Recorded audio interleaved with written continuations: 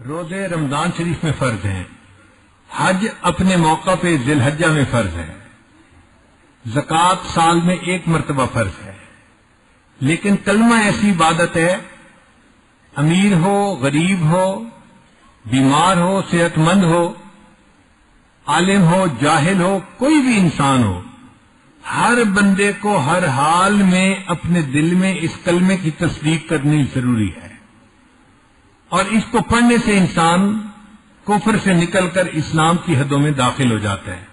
اس لیے یہ کلمہ بہت بڑی عبادت ہے جو انسان کے اسلام میں آنے کا سبب بن جاتا ہے، مگر اس میں دل کی تصدیق ضروری ہے۔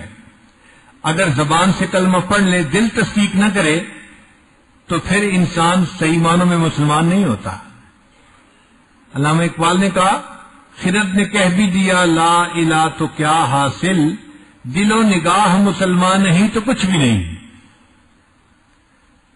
اور ایک جگہ فرماتے ہیں، تو عرب ہے یا عجم ہے تیرا لا الہ الا، تو عرب ہے یا عجم ہے تیرا لا الہ الا، لغت غریب جب تک تیرا دل نہ دے گواہی، جب تک تیرا دل گواہی نہ دے گا، تیرا لا الہ الا اللہ کہنا لغت غریب کی مانند ہے۔ تو دل کی تصدیق ضروری ہے کہ دل اس کو مان رہا ہو، دل کہہ رہا ہو، اور یہ اتنی بڑی عبادت ہے، اس کلمے کو پڑھنے پر انسان کے پچھلی زندگی کے سب گناہوں کی بخشش ہو جاتی ہے۔ حدیث مبارکہ میں ہے، جب کوئی بندہ کلمہ پڑھتا ہے تو ایک فرشتہ اس کا یہ عمل لے کے اللہ کے حضور پیش کرنے کے لیے جاتا ہے۔ راستے میں اس کی ایک اوپر سے نیچے آنے والے فرشتے سے ملاقات ہوتی ہے، تو اوپر والا فرشتہ پوچھتا ہے کہاں جا رہے ہو؟ تو یہ فرشتہ کہتے ہیں ایک بندے نے کلمہ پڑھا اور میں اس کا یہ عمل اللہ کے حضور پیش کرنے کے لیے جا رہا ہوں۔ پھر یہ اس سے پوچھتے ہیں کہ آپ کہاں جا رہے ہیں؟ وہ جواب دیتا ہے کہ جس بندے نے کلمہ پڑھا میں اس بندے کے زندگی کے پیچھے سب گناہوں کی بخشش کا پیغام لے کے جا رہا ہوں۔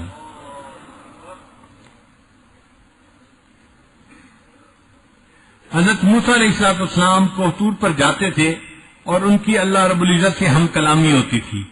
آپ سوچئے یہ کیسی عجیب نعمت تھی جو اللہ نے ان کو عطا فرمائی، دنیا میں ہم کلامی کا شرف عطا فرمایا۔ تو ایک مرتبہ موسیٰ علیہ السلام نے سوچا کہ میں اللہ تعالیٰ سے کوئی خاص بات پوچھتا ہوں۔ عرض کیا، اے اللہ مجھے کوئی ایسی بات بتائیے کہ جو بس خاص میرے لیے ہو اور وہ میں کروں۔ اللہ نے فرمایا، میرے پیارے کلیم اللہ آپ یہ پڑھا کریں لا الہ الا اللہ۔ یا اللہ یہ تو وہ کلمہ ہے جو ساری مخلوق پڑھتی ہے، ہر ایمان لانے والا پڑھتا ہے، اس میں کون سی خاص بات ہے؟ فرمایا، اے میرے پیارے پیغمبر اسلام، اگر ساتوں زمینوں اور ساتوں آسمانوں کو ایک پلڑے میں رکھ دیا جائے اور میرے اس کلمے کو دوسرے پلڑے میں رکھ دیا جائے تو میرا کلمہ ان تمام سے بھاری ہو جائے۔ تو یہ کلمہ ایسا عجیب ہے کہ 14 طبق اس کے سامنے ہلکے ہیں۔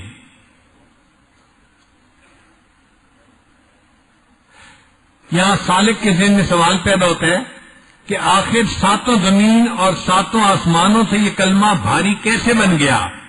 علماء نے اس کا جواب دیا ہے، کلمہ اصل ہے اور ساتوں زمین اور ساتوں آسمان اس کا ذل ہے، اور ذل اپنی اصل سے ہلکا ہوا کرتا ہے۔ چنانچہ قیامت کے دن ایک آدمی کو پیش کیا جائے گا جس کے 99 دفتر گناہوں کے ہوں گے، اور ہر دفتر پہاڑ کی طرح بڑا ہوگا، اور وہ بندہ سمجھ رہا ہوگا کہ بس اب میرے لیے جہنم ہی ہے۔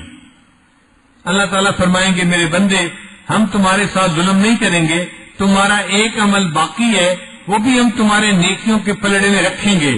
تو ایک کاغذ کی چھوٹی سی پرچی ہوگی جس کو عربی میں بطاقہ کہتے ہیں، وہ کاغذ کی چھوٹی سی پرچی پر کچھ لکھا ہوا ہوگا، اس کو نیکیوں کے پلڑے میں رکھا جائے گا، اور اس کے رکھنے سے اس کی نیکیوں کا پلڑا 99 دفتروں سے زیادہ بھاری ہو جائے گا۔ وہ بندہ پوچھے گا، یا اللہ یہ کیا عمل تھا جو اتنا بھاری؟ اس کو بتایا جائے گا کہ تو نے جو کلمہ پڑھا تھا وہ کلمے کا عمل ہم نے رکھا اور وہ تیرے سب گناہوں سے زیادہ بھاری ہو گیا۔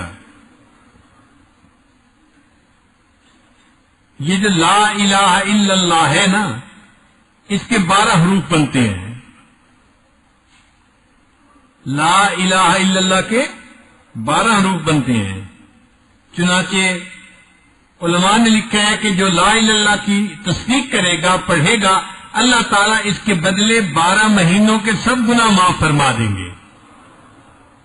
اور بعض علماء نے لکھا کہ انسان کے جسم میں 12 گناہ کے اعضاء ہیں.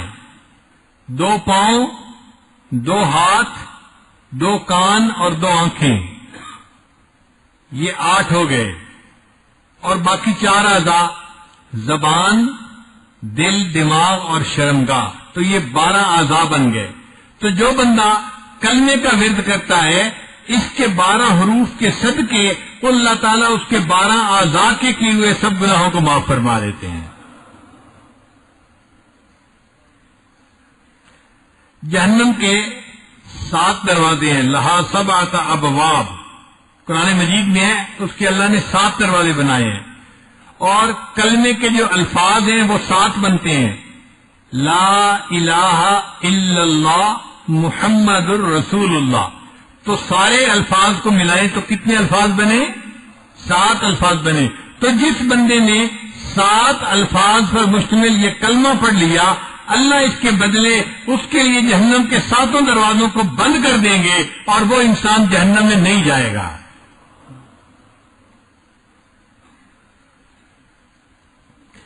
کلمے کے کسی حرف کے اوپر نقطہ نہیں ہے. کوئی ایسا حرف کلمے میں نہیں کہ جس کے اوپر نقطہ ہو یا نیچے نقطہ ہو، فوقانی یا تحتانی، کوئی نقطہ نہیں ہے. علماء نے لکھا ہے اس میں حکمت یہ ہے کہ اللہ تعالیٰ یہ بتانا چاہتے تھے کہ دیکھو جس طرح کلمے کے اندر کوئی نقطہ نہیں، نہ اوپر نہ نیچے، اسی طرح اللہ کا بھی کوئی شریک نہیں، نہ اس دنیا میں نہ آسمان پہ. سارے جہان میں اللہ کا کوئی شریک نہیں. اللہ تعالیٰ شرک سے پاک ہے. یہ کلمہ اتنی بڑی عبادت ہے کہ نبی علیہ السلام دعا کرتے تھے.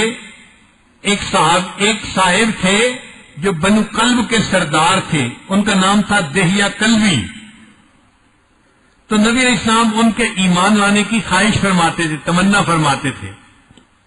بنو کلب کا قبیلہ بڑا تھا اور ان کے مسلمان ہونے سے پورے قبیلے کے مسلمان ہونے کی توقع تھی. تو اللہ کے حبیب صلی اللہ علیہ وسلم کی وش تھی، تمنا تھی کہ یہ سردار مسلمان ہو جائے تو پورا قبیلہ مسلمان ہو جائے. اور اس قبیلے کے لوگ بکریاں پالتے تھے.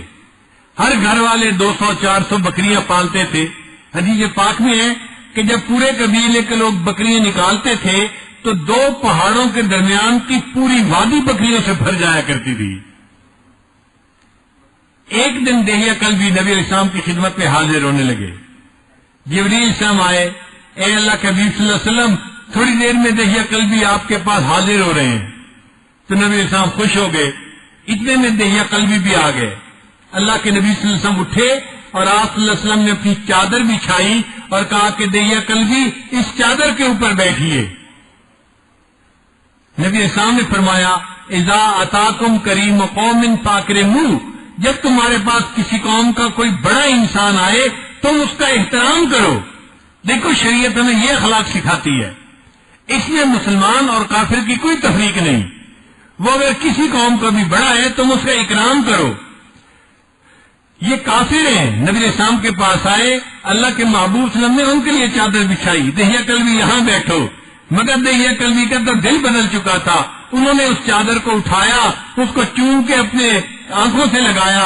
اے اللہ کے حبیب صلی اللہ علیہ وسلم میں اس چادر کے اوپر نہیں بیٹھوں گا، بس میں تو غلام بن کے حاضر ہوا ہوں اور مجھے تو آپ کلمہ پڑھا کے مسلمان بنا دیجئے. نبی اسلام نے ان کو کلمہ پڑھا دیا تو دہیہ کلبی رضی اللہ تعالیٰ عنہ کی آنکھوں سے آنسو جاری ہو گئے. نبی اسلام نے پوچھا دہیہ اب رو کیوں رہے ہیں؟ اے اللہ کے حبیب صلی اللہ علیہ وسلم میری عمر 60 سال ہو گئی اور میں نے 60 سال میں بہت گناہ کیے ہیں، بہت ظلم کیا، بہت ستم ڈھائے، بہت ناانصافیاں کی، میرے گناہ بہت بڑے ہیں. اب میں یہ پوچھتا ہوں کیا میرے گناہ معاف ہو جائیں گے؟ نبی علیہ السلام نے فرمایا ذرا مجھے بتاؤ کہ تم نے ان 60 سالوں میں کیا گناہ کیے ہیں. دہیہ کلبی نے کہا کہ 60 سال کے گناہ ایک طرف ہیں اور 60 سال کے بعد مجھے گھر میں بیٹی کا پیدا ہونا اچھا نہیں لگتا تھا، میں نے اپنے ہاتھوں سے اپنے قبیلے کی 70 معصوم بچیوں کو زندہ دفن کر دیا۔ تو زندہ 70 بچیوں کو دفن کرنے کا گناہ بھی ہے اور باقی گناہ اس کے علاوہ ہے۔ اب صحابہ کرام یہ سن کر حیران ہو گئے، اتنے بڑے گناہ۔ اب دیکھو نبی اسلام کیا جواب دیتے ہیں۔ نبی اسلام نے جواب میں فرمایا، ابھی ابھی اللہ رب العزت نے پیغام بھیجا ہے، الاسلام یہدم ما کان قبلہ، جو بندہ کلمہ پڑھتا ہے پچھلی زندگی کے جتنے بھی گناہ ہوتے ہیں اللہ سب گناہوں کو معاف فرما دیتے ہیں۔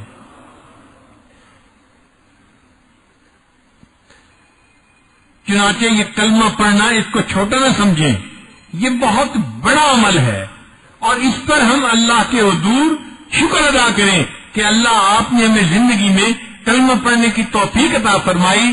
اصل قیمتی متاع ہمارے پاس سب سے بڑی یہی ہے، اس سے بڑی قیمتی چیز کوئی نہیں ہے۔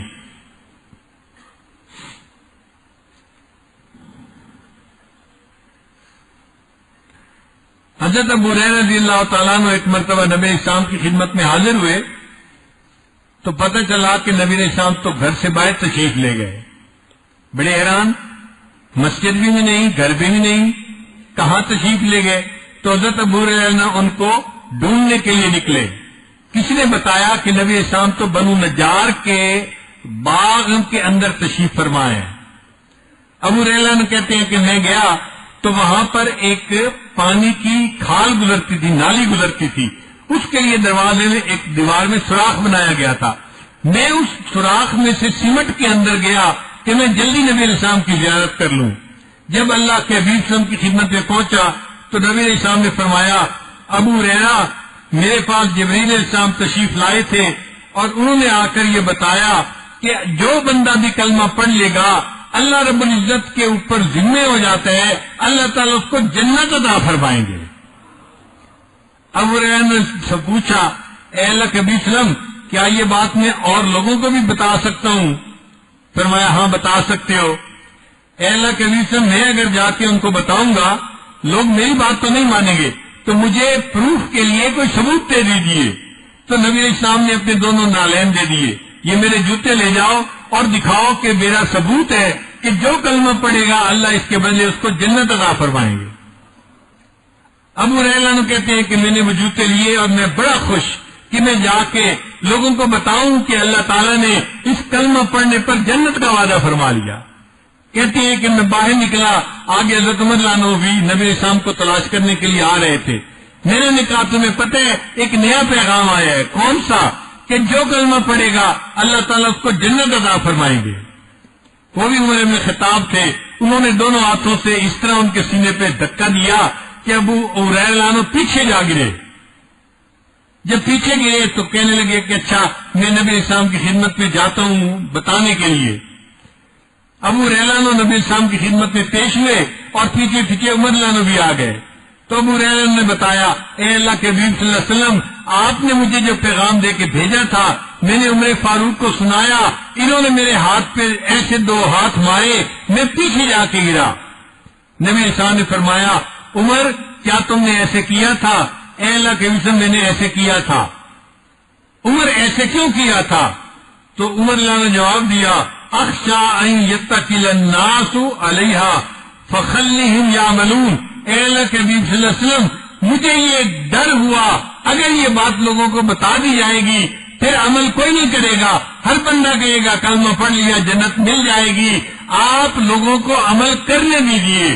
تو نبی علیہ السلام نے فرمایا بہت اچھی بات ہے، لوگوں کو عمل کرنے دو۔ لیکن پیغام تو یہی تھا کہ جس نے کلمہ پڑھا اللہ اس کلمے کے بدلے اس کو جنت ضرور عطا فرمائیں گے۔ اب یہاں پر ایک سوال پیدا ہوتا ہے کہ نبی علیہ الصلوۃ والسلام نے خود کیوں نہیں منع کر دیا؟ خود تو بتا دیا، اور جب عمر اللہ نے فرمایا تو پھر کہنے لگے ٹھیک ہے لوگوں کو عمل کرنے دو۔ علماء نے اس کا جواب لکھا ہے کہ نبی علیہ السلام کی نگاہ مبارک اس وقت اللہ کی رحمت پر تھی۔ نبی علیہ السلام نے فرمایا جاؤ اللہ کی رحمت کو پیش نظر رکھتے ہوئے یہ پیغام دے دو، جو کلمہ پڑھے گا اللہ اس کے بدلے اسے جنت عطا فرمائیں گے۔ اور حضرت عمر اللہ عنہ کی نظر اسباب پر تھی، لوگوں کے اعمال پر تھی، وہ سمجھ گئے اگر لوگوں کو پتہ چل گیا تو عمل کوئی بھی نہیں کرے گا، اس لیے لوگوں کو یہ بات بتانی نہیں چاہیے، ان کو عمل کرنے دینا چاہیے۔ ایک تیسری حدیث، نبی علیہ الصلوۃ والسلام کی خدمت میں ابو ذر غفاری رضی اللہ تعالیٰ عنہ حاضر ہوئے تو نبی علیہ السلام اس وقت سو کر اٹھے تھے۔ نبی علیہ السلام نے فرمایا، ابو ذر میرے پاس ابھی ابھی جبرائیل آئے اور انہوں نے آ کر یہ جو ہے نا خوشخبری دی کہ جو بندہ لا الہ الا اللہ محمد الرسول اللہ کو پڑھے گا، اس کی گواہی دے گا اور پھر پوری زندگی اس کے اوپر پکا رہے گا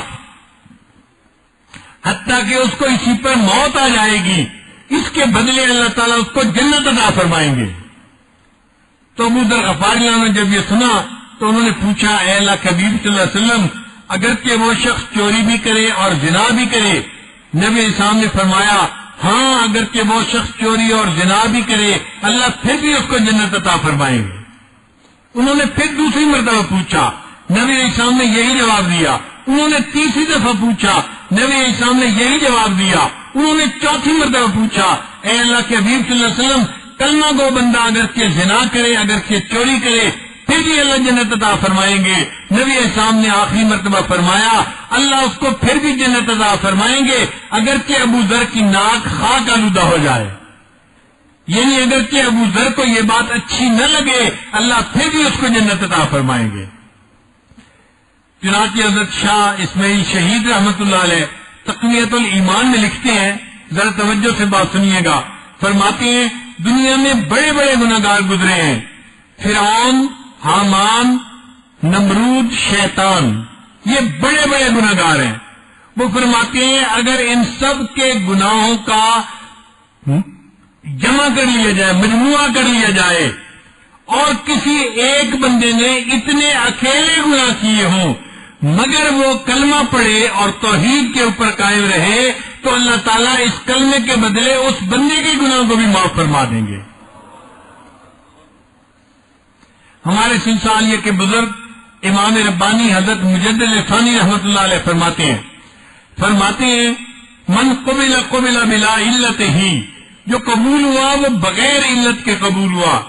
فرماتے ہیں کہ اس فقیر کو محسوس ہوا ہے کہ اگر سارے عالم کو صرف ایک مرتبہ کلمہ پڑھنے کے بدلے بخش دیا جائے تو اس کی بھی گنجائش موجود ہے۔ اگر سارے عالم کو ایک مرتبہ کلمہ پڑھنے کے بدلے اللہ تعالیٰ معاف کر دے تو اس کی بھی گنجائش موجود ہے۔ ایک مرتبہ کلمہ پڑھنے پر اللہ ساری مخلوق کے گناہوں کو بھی معاف فرما سکتے ہیں۔ فرماتے ہیں کاش ساری دنیا کی نسبت اس کے ساتھ ایسے ہوتی جو قندرے کو سمندر کے ساتھ ہے۔ اب تو میرا دل چاہتا ہے ایک کونے میں بیٹھ کر اس کلمے کو پڑھنے کی لذت ہی لیتا رہوں۔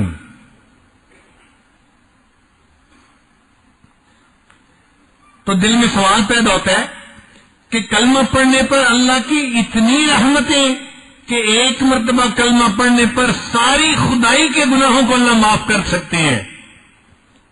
تو علماء نے لکھا ہے کہ ہاں یہ کلمہ بہت بڑی بات ہے کہ ایک بندہ اللہ کی وحدانیت کا اقرار کرتا ہے، اب اللہ تعالیٰ اس کو جو چاہے عطا فرمائے اور اس کی جس غلطی کو چاہے معاف فرما دے۔ حضرت یوسف علیہ السلام کے زمانے میں قحط پڑا تو یوسف علیہ السلام نے ایک اصول بنا دیا، گھر کے جتنے لوگ ہوں گے ہم اتنی بوری گندم بندوں کو دیں گے اور اتنی قیمت ہوگی، اور لوگوں کو متعین کر دیا کہ بھئی سارے دن میں جو لوگ آتے رہے ان کے گھر کے بندے پوچھ کے اتنی بوری گندم دے کے ان کو فارغ کر دو۔ ایک لڑکا آیا جو اٹھتا نوجوان تھا، یعنی 15-16 سال اس کی عمر تھی۔ اس نے آ کے کہا جی کہ مجھے گندم چاہیے۔ لوگوں نے پوچھا گھر کے افراد کتنے ہیں؟ جی گھر کے افراد اتنے ہیں، یعنی انہوں نے کوئی 5-7 بندوں کا نام لیا۔ چنانچہ جب 5-7 بندوں کا نام لیا انہوں نے کہا بھائی اتنی قیمت دے دو، ہم آپ کو اتنی بوری گندم دے دیتے ہیں۔ اتنی بوری گندم اس کو مل گئی۔ وہ لڑکا کہنے لگا کہ مجھے جی اور گندم چاہیے۔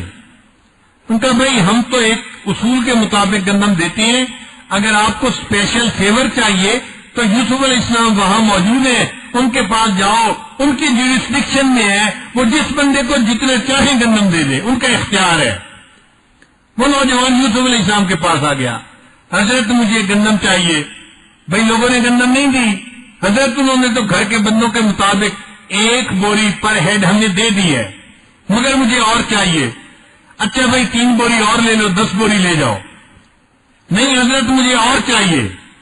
جب اس نے اور مانگی تو یوسف علیہ السلام حیران ہوئے، بھائی تجھے 10 بوری گندم دے رہے ہیں 7 کی جگہ، اور تیرا دل نہیں بھر رہا اور گندم مانگ رہے۔ اس نے آگے سے کہا کہ حضرت اگر آپ کو پتہ چل جائے نا کہ میں کون ہوں تو آپ مجھے بہت زیادہ گندم دیں گے۔ یوسف علیہ السلام نے پوچھا اچھا بتاؤ بھائی تم کون ہو؟ اس نے کہا کہ حضرت جب آپ پر زلیخا نے زنا کی تہمت لگائی تھی تو جس معصوم بچے نے گواہی دی تھی آپ کی پاکدامنی کی، وہ بچہ میں ہوں، اب بڑا ہو کے جوان ہو گیا ہوں۔ جب یوسف علیہ السلام نے یہ بات سنی تو دل میں ایسی محبت اٹھی، اس کو سینے سے لگایا، اس کے ماتھے کو بوسہ دیا اور فرمایا اس نوجوان کو 40 بوری گندم اور دے دو اور اس کی گندم اس کے گھر تک پہنچا کے بھی آؤ۔ اب اس نوجوان کو 50 بوری گندم مل گئی اور سرکاری سواریاں بھی مل گئیں، تو وہ لڑکا بڑا خوشی خوشی رخصت ہوا۔ جب وہ رخصت ہوا تو اللہ تعالیٰ نے وہی فرمائی، اے میرے پیارے یوسف علیہ السلام آپ نے اس نوجوان کی بڑی عزت افزائی کی۔ عرض کیا یا اللہ یہ وہ نوجوان ہے جس نے میری پاک دامنی کی گواہی دی تھی، یہ جب میرے پاس آیا میرا دل چاہا میں اس کو اتنا دوں جتنا میں دے سکتا ہوں۔ اللہ تعالیٰ نے فرمایا یوسف علیہ السلام پھر گواہ رہنا جس نے آپ کی پاک دامنی کی گواہی دی تھی، جب وہ آپ کے پاس آیا آپ نے اتنا دیا جو آپ دے سکتے تھے، تو میں پروردگار بھی کہتا ہوں جو میرا بندہ دنیا میں میری وحدانیت کی گواہی دے گا جب قیامت کے دن وہ میرے پاس آئے گا پھر اس کو میں بھی اتنا دوں گا جو میری شان کے مطابق ہوگا۔ اس لیے ایک مرتبہ کلمہ پڑھنے پر اللہ تعالیٰ ساری مخلوق کے گناہوں کو بھی معاف کر دے، تو کلمے کے اندر اتنی خوبی ہے کہ اللہ اس کے بدلے سب گناہوں کو معاف فرما سکتے ہیں۔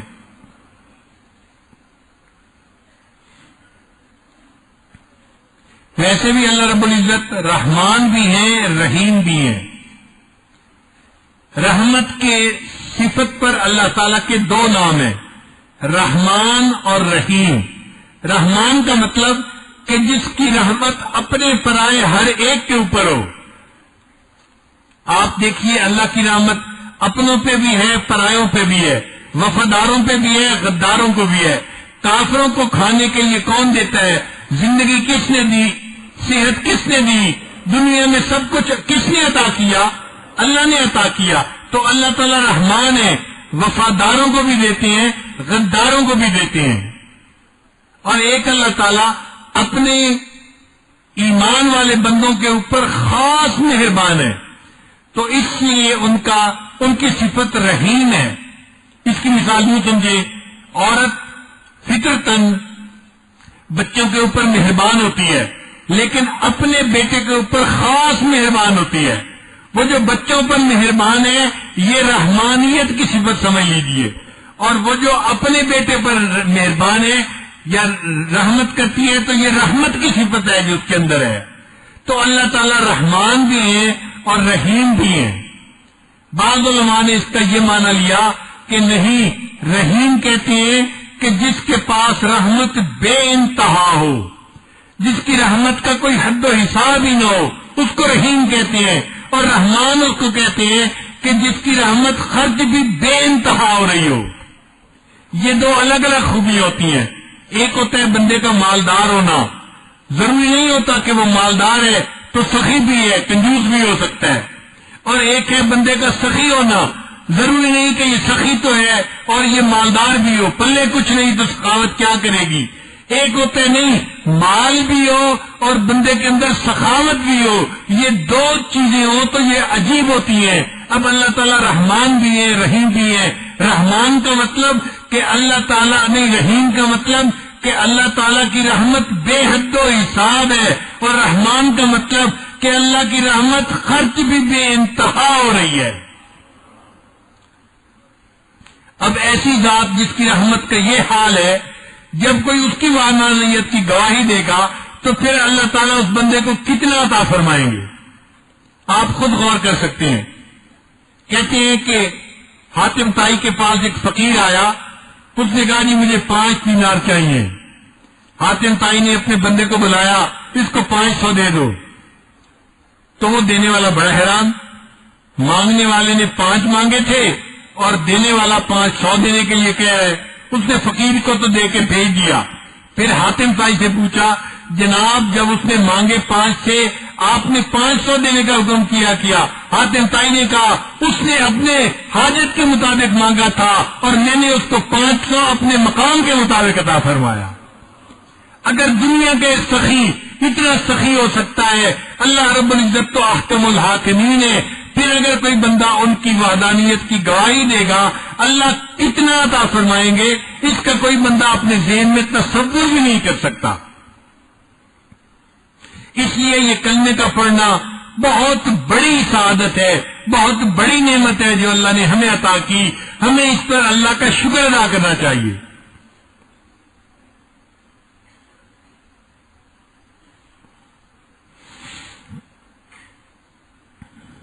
مسلم شریف کی روایت ہے، اللہ رب العزت نے اپنی رحمت کے 100 حصے کیے اور اس میں سے ایک حصہ اللہ نے پوری مخلوق کے اندر تقسیم کیا، ایک حصہ۔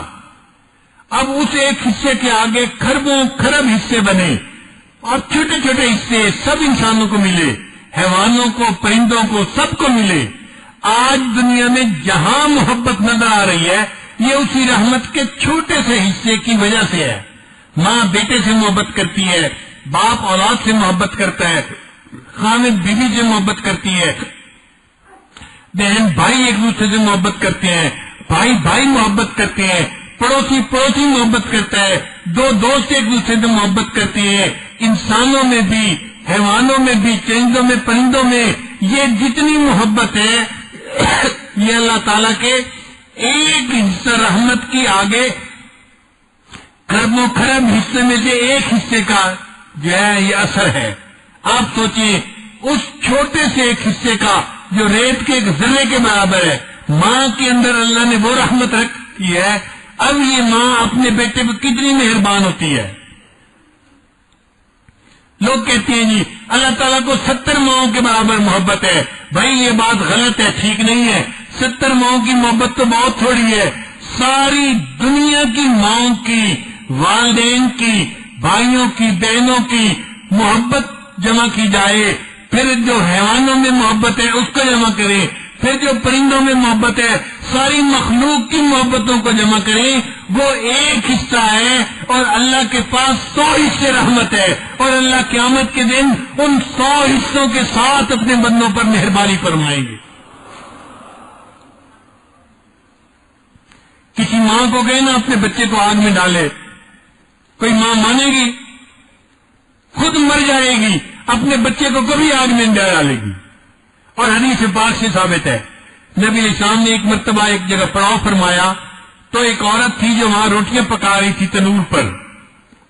اس نے سنا کہ مسلمان آئے ہیں اور مسلمانوں کے پیغمبر اسلام تشریف لائے ہیں، تو وہ بھی مسلمان عورت تھی۔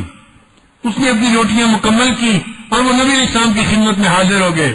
اے اللہ کے حبیب صلی اللہ علیہ وسلم، مجھے اس بات کا جواب دیجیے، کیا کوئی ماں اپنے ہاتھ سے اپنے بچے کو تنور کے اندر ڈال سکتی ہے؟ تو نبی علیہ الصلوۃ والسلام کی جو ہے نا فرمایا نہیں۔ اس نے کہا پھر یہ کیسے پاسبل ہے کہ اللہ تعالیٰ اپنے بندے کو جہنم کی آگ میں ڈال دیں، جبکہ اللہ تعالیٰ ماں سے زیادہ بندے سے محبت کرتے ہیں؟ تو نبی علیہ الصلوۃ والسلام نے سر جھکا لیا۔ حدیث پاک میں اللہ کے محبوب صلی اللہ علیہ وسلم کی آنکھوں میں آنسو آ گئے، آپ کافی دیر روتے رہے اور کافی دیر کے بعد فرمایا کہ اللہ تعالیٰ تو کسی کو جہنم میں نہیں ڈالنا چاہتے، بندے اپنے گناہوں کی وجہ سے جہنم میں جائیں گے۔ تو ایک ماں کی محبت اگر ایسی ہے تو اللہ تعالیٰ کی محبت کا تصور کیجئے، اللہ کو بندوں سے کتنا پیار ہوگا۔ ان اللہ بالناس لرؤوف الرحیم، بے شک اللہ تعالیٰ اپنے بندوں پر رؤوف اور رحیم ہے۔ اللہ کی اس رحمت کا کوئی تصور ہی نہیں کر سکتا۔ اس لیے اللہ تعالیٰ فرماتے ہیں ان رحمتی وسعت کل شیء، میری رحمت ہر چیز پر وسیع ہے، ہر چیز پر وسیع ہے۔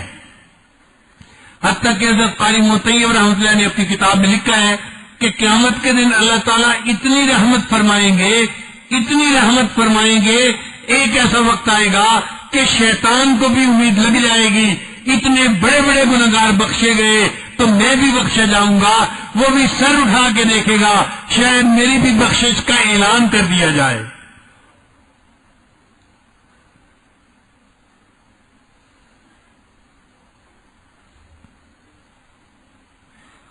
تو جو کلمہ ہم نے پڑھا اس کی اللہ کے ہاں بڑی قدر ہے، اس لیے کلمہ پڑھنے والے بندے کا ہمیشہ احترام کرنا چاہیے۔ نبی علیہ السلام ایک مرتبہ طواف فرما رہے تھے، ابو داؤد کی روایت ہے، تو آپ صلی اللہ علیہ وسلم نے بیت اللہ کو دیکھا اور فرمایا کہ اے بیت اللہ، تیری اللہ کے ہاں بڑی عزت ہے، بڑا اکرام ہے، لیکن حرمت المؤمن ارجح من حرمت الکعبہ، کلمہ پڑھنے والے مومن کا احترام اللہ کے ہاں بیت اللہ کے احترام سے بھی زیادہ ہے۔ اب اللہ کے ہاں تو کلمہ پڑھنے والے کا احترام بیت اللہ سے بھی زیادہ، ہم بیت اللہ کے خلاف کو تو پکڑ کے چومتے ہیں، آنکھوں سے لگاتے ہیں، اور کلمہ کو انسان کے گریبان پکڑتے ہیں، اس سے جگڑتے ہیں۔ آپ بتاؤ ہم نے کلمہ کو انسان کا کیا اکرام کیا؟ جس نے کلمہ پڑھا وہ بڑا قیمتی ہے، جتنا گنہگار ہوگا اگر توبہ کر لے گا اللہ اس کو معاف فرما دیں گے۔ اس لیے ہر کلمہ کو انسان کو اپنے سے افضل سمجھنا چاہیے۔ ایک مرتبہ بنی اسرائیل کا ایک بندہ تھا، تو ان کے بارے میں حضرت موسیٰ علیہ السلام نے دعا کی، یا اللہ جو دنیا میں تیرا سب سے زیادہ بدکار بندہ ہے میں اس کو دیکھنا چاہتا ہوں۔ اللہ تعالیٰ نے فرمایا فلاں بندہ سب سے زیادہ گنہگار ہے۔ کچھ عرصہ گزرا تو پھر دعا کی، یا اللہ میں چاہتا ہوں کہ جو دنیا میں تیرا سب سے زیادہ نیکوکار بندہ ہے میں اس کو دیکھنا چاہتا ہوں۔ اللہ نے فرمایا فلاں جگہ پہ وہ میرا بندہ ہے۔ جب موسیٰ علیہ السلام گئے تو وہی بندہ وہاں بیٹھا ہوا موجود تھا۔ یا اللہ یہ تو سب سے زیادہ بدکار تھا۔ اللہ نے فرمایا میرے پیارے موسیٰ علیہ السلام اس دوران اس نے سچی توبہ کی، میں نے اس کے سب گناہوں کو نیکیوں میں بدل دیا، یہ سب سے زیادہ بدکار تھا، اب یہ سب سے زیادہ نیکوکار بندہ بن گیا۔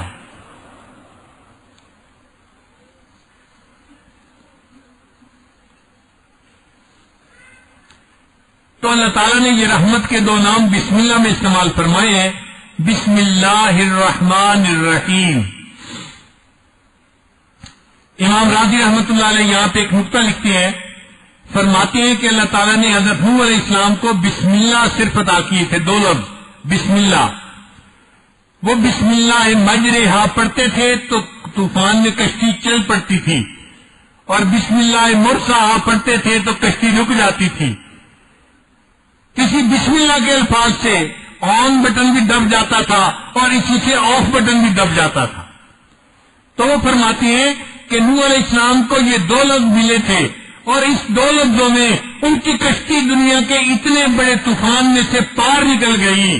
وہ فرماتے ہیں کہ جب ہماری کشتی کے جو بڑے ہیں وہ اللہ کے محبوب صلی اللہ علیہ وسلم ہے، اور اللہ نے اس امت کو بسم اللہ الرحمن الرحیم، رحمان اور رحیم کے دو لفظ اور بھی عطا فرمائے، تو اس کی برکت سے اللہ تعالیٰ اس امت کو قیامت کے پل صراط کے اوپر بحفاظت کیوں نہیں پار نکالیں گے۔ تو یقینی بات ہے کہ بسم اللہ الرحمن الرحیم کی برکت سے اللہ تعالیٰ نبی علیہ السلام کی امت ہونے کے صدقے اس امت کو پل صراط کے اوپر بحفاظت پار اتار دیں گے۔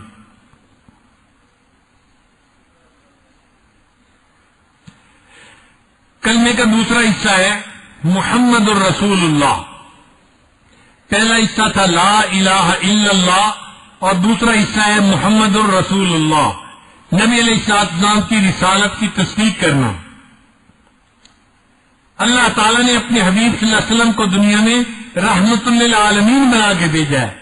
نبی علیہ السلام صرف انسانوں کے لیے رحمت بن کر نہیں آئے، انسانوں کے لیے، حیوانوں کے لیے، چرندوں کے لیے، پرندوں کے لیے، نباتات کے لیے، جمادات کے لیے، ہر کسی کے لیے دنیا میں رحمت بن کر آئے.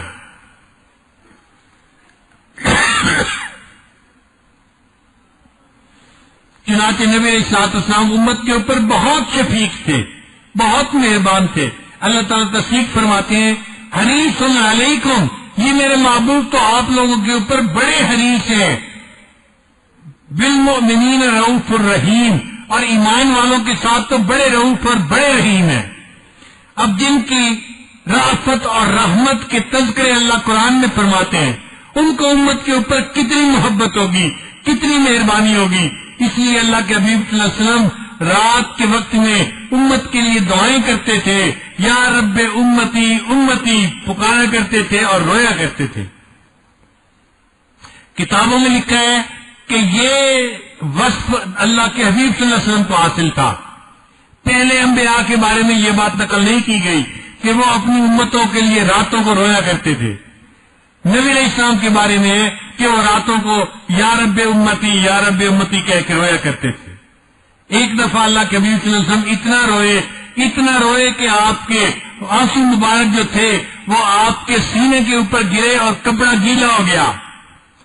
تو عائشہ صدیقہ رضی اللہ عنہا نے دیکھا اور پوچھا، اے اللہ کے حبیب صلی اللہ علیہ وسلم، آپ کو امت پر اتنا پیار ہے، اتنی رحمت ہے کہ آپ اتنا رو رہے ہیں، روتے روتے آپ کا جو دامن ہے وہ تر ہو گیا. تو نبی علیہ السلام نے فرمایا، عائشہ میں پوری زندگی یا رب امتی امتی کہتا رہوں گا، اور جب میری سکرات موت ہوگی میں اس وقت بھی یا رب امتی کہوں گا. اور عائشہ جب میں فوت ہو جاؤں گا اور قبر سے قیامت کے دن اٹھایا جاؤں گا میں اس وقت بھی یا رب امتی کہتا ہوا اٹھوں گا. اور جب اللہ تعالیٰ قیامت کے دن میری امت کو کھڑا کریں گے تو سب انبیاء نفسی نفسی کہہ رہے ہوں گے، عائشہ میں اس دن بھی یا رب امتی کہہ رہوں گا. تو جس اللہ کے حبیب صلی اللہ علیہ وسلم کو اپنی امت سے اتنا پیار ہے، آپ اندازہ لگائیے کہ وہ کتنے مہربان ہوں گے اپنی امت کے اوپر. حدیث مبارکہ میں نبی علیہ الصلوۃ والسلام نے دعا مانگی، اے اللہ میری امت کا حساب میرے سپرد کر دیجیے، قیامت کے دن میں اپنی امت کا حساب لے لوں. تو اللہ تعالیٰ نے پوچھا، میرے محبوب آپ نے یہ دعا کیوں مانگی؟ تو نبی علیہ السلام نے عرض کیا، یا اللہ میں نے یہ دعا اس لیے مانگی ہے، قیامت کے دن اگر میری امت کا حساب ہوگا تو سب انبیاء کے سامنے، امتوں کے سامنے میری امت کے اعمال کھلیں گے، اتنے بڑے بڑے گناہ نکلیں گے، مجھے اس دن بڑا افسوس ہوگا، مجھے شرمندگی ہوگی. اے اللہ میں چاہتا ہوں امت کا حساب میں خود لے لوں، اس لیے حساب میرے سپرد کر دیجیے. اللہ رب العزت نے جواب دیا، میرے محبوب صلی اللہ علیہ وسلم آپ امت کا حساب خود کیوں مانگتے ہیں؟ آپ کی امت کا حساب میں لوں گا، مگر اس طرح لوں گا کہ جب امت کے سامنے آپ کے آئے گی تو آپ کے پاس آنے سے پہلے امت کے سارے بڑے بڑے گناہوں کو میں معاف کر دوں گا، آپ کے سامنے بھی ان کے بڑے گناہ نہیں آنے دوں گا. تو نبی علیہ السلام خوش ہو گئے کہ اللہ میری امت کا حساب آپ لے لیجئے گا. چنانچہ رب کریم نے شریعت کے اندر اصول ایسے بنا دیے کہ اس امت کو اللہ تعالیٰ اسی دنیا میں گناہوں کو معاف فرما دیتے ہیں. اس لیے اس امت کا نام ہے امت مرحومہ. امت مرحومہ یہ خیر الامم ہے. نبی علیہ السلام نے فرمایا، انا خاتم النبیین وانتم خاتم الامم، میں خاتم النبیین ہوں اور تم خاتم الامم ہو. تم اللہ کے نبی خیر الامت ہو، یہ امت خیر ہی خیر ہے. فرمایا کنتم خیر امت اخرجت للناس، تم بہترین امت ہو، انسانوں کے لیے نکالی گئی ہو. چنانچہ نبی اسلام نے فرمایا خیرکم خیرکم لأہلہ خیر الناس من ینفع الناس. اس امت کے لیے اللہ کے محبوب صلی اللہ علیہ وسلم نے خیر کے لفظ استعمال کیے ہیں، تو خیر ہی خیر ہے اس امت کے اندر. اس امت کی یہ کتنی بہتری ہے کہ یہ اللہ کے محبوب صلی اللہ علیہ وسلم کی امت ہے. اس سے بڑھ کر اس سے اور بڑی کیا سعادت ہو سکتی ہے؟ ہم جتنا اللہ کا شکر ادا کریں ہم شکر ادا نہیں کر سکتے. اللہ ہمیں آپ نے اپنے حبیب صلی اللہ علیہ وسلم کی امت میں پیدا فرما دیا.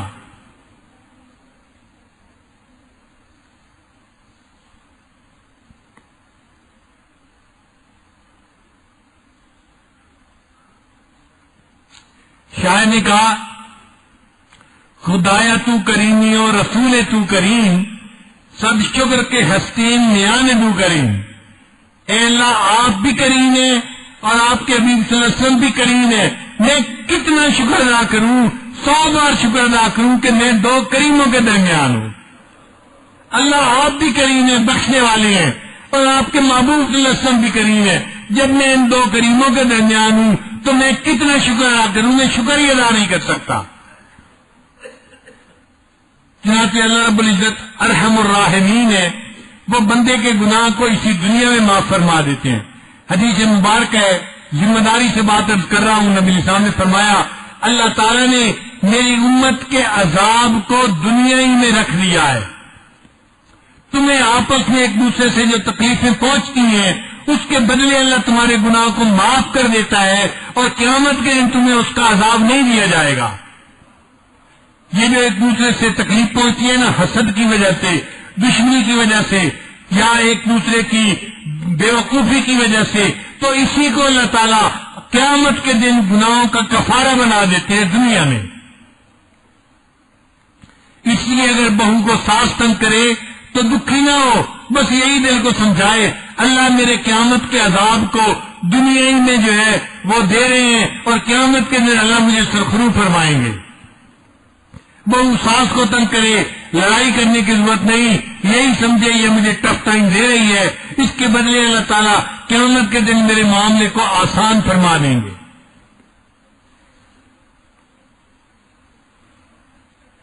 اب سنیے اللہ رب العزت نے اس امت کی کیا فیور کی ہے۔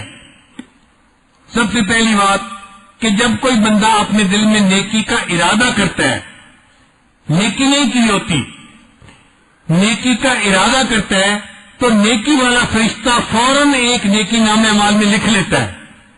ابھی نیکی کی نہیں، ارادہ کیا ہے، ارادے پر ایک نیکی لکھ لی جاتی ہے، اور جب وہ بندہ نیکی کر لیتا ہے تو یہ فرشتہ ایک نیکی کے بدلے میں 10 نیکیاں نامہ اعمال میں لکھ دیتا ہے۔ من جاء بالحسنۃ فلہ عشر امثالھا، اللہ فرماتے ہیں جو میرے پاس ایک نیکی لائے گا میں اس کو ایک کے بدلے 10 بدلے عطا فرما۔ تو نیکی کا ارادہ کیا، ایک نیکی لکھی گئی ارادے پر، اور جب کر لی تو 10 نیکیاں لکھ دی گئیں۔ اس کے بدلے میں گناہ کا ارادہ کیا، گناہ نہیں لکھا جاتا۔ اب اس بندے نے گناہ کا ارتکاب کر لیا تو گناہ لکھنے والا فرشتہ گناہ ابھی بھی نہیں لکھ سکتا۔ حدیث پاک میں ہے اللہ تعالیٰ نے گناہ لکھنے والے فرشتے کو نیکی لکھنے والے فرشتے کا ماتحت بنا دیا ہے، وہ اس سے اجازت لیتا ہے، جب NOC ملتا ہے پھر یہ گناہ لکھتا ہے۔ بندے نے گناہ کر لیا، اب گناہ والا فرشتہ نیکی والے فرشتے سے پوچھتا ہے جی گناہ یہ کر چکا میں لکھ لوں؟ وہ کہتے ہیں کہ تمہیں کیا جلدی ہے، تمہیں کیا جلدی پڑی ہوئی ہے، صبر کرو، ویٹ کرو تھوڑی دیر، ہو سکتا ہے یہ توبہ کر لے اور گناہ لکھنے کی ضرورت ہی پیش نہ آئے۔ تو کئی پہر تک وہ فرشتہ انتظار کرتا رہتا ہے، جب وہ پھر بھی توبہ نہیں کرتا اور جب اتنی دیر بعد بھی اس کے دل میں ندامت نہیں ہوتی، تب نیکی والا فرشتہ کہتا ہے اس نے گناہ بھی کیا، توبہ بھی نہیں کی، دل میں ندامت بھی نہیں ہوئی، اچھا اب تم گناہ لکھ سکتے ہو۔ ایک گناہ لکھا جاتا ہے، نیکی کی تھی 10 نیکیاں لکھی تھی، گناہ کیا تو ویٹ بھی کیا، اور ویٹ کرنے کے بعد لکھنے کا وقت آیا تو ایک گناہ لکھا۔ دیکھو یہ اللہ کی کتنی بڑی رحمت ہے۔ اور اس دوران اگر اس بندے نے توبہ نہیں کی لیکن دل کے اندر اس کو افسوس ہوا میں نے جو یہ کیا ہے میں نے برا کیا، میں نے اچھا نہیں کیا، میں اس پر نادم ہوں، یہ دل کی ندامت کو اللہ قبول کر کے توبہ بنا دیتے ہیں اور بندے کے گناہ کو معاف فرما دیتے ہیں۔ حدیث پاک میں الندم توبۃ، اللہ تعالیٰ کے ہاں بندے کی ندامت اس کے لیے توبہ کی مانند ہوتی ہے۔ پھر ایک دوسرا مسئلہ، نبی علیہ السلام نے فرمایا اللہ تعالیٰ میری امت کے لوگوں کی نیکیوں کو پالتے ہیں، بڑا کرتے ہیں، وقت کے ساتھ ساتھ وہ بڑا ہوتی جاتی ہیں۔ جیسے ایک پودا ہوتا ہے، بڑا ہو کے درخت بن جاتا ہے، اسی طرح نیکی کا پودا بندہ لگاتا ہے، اللہ تعالیٰ اس درخت کو بڑا کرتے رہتے ہیں، حتیٰ کہ ایک نیکی کی بجائے 10 نیکیاں لکھی جاتی ہیں، یہاں تک کہ ایک وقت آتا ہے اللہ تعالیٰ ایک نیکی کو 700 نیکیاں بنا دیتے ہیں، ایک نیکی کے بدلے میں 700 نیکیاں۔ اب اس سے اگلی بات سنیے اور مزیدار، جب بندہ جاگ رہا ہوتا ہے تو نیکی اور گناہ کے دونوں فرشتے مصروف ہوتے ہیں، یہ دیکھ رہا ہے نیکی ہے اگر اس نے جائز چیز کو دیکھا، اگر حرام کو دیکھا تو گناہ ہے، تو وہ لکھ رہے ہوتے ہیں، حتیٰ کہ جب بندہ سو جاتا ہے اس وقت دونوں فرشتے فارغ ہوتے ہیں، مگر اللہ تعالیٰ فرشتوں کو فارغ نہیں رہنے دیتے۔ نیکی والے فرشتے کو اللہ حکم فرماتے ہیں اب یہ میرا بندہ سو گیا، اب تم فارغ ہو، فارغ کیوں بیٹھے ہو؟ ایک نیکی کے بدلے اس کے نام اعمال میں سے 10 گناہوں کو مٹا دو۔ تو وہ نیکی والا فرشتہ جتنی دیر بندہ سویا ہوا ہوتا ہے ایک نیکی کے بدلے 10 گناہوں کو مٹا رہا ہوتا ہے، نام اعمال میں گناہ کا وجود ہی نہ رہے۔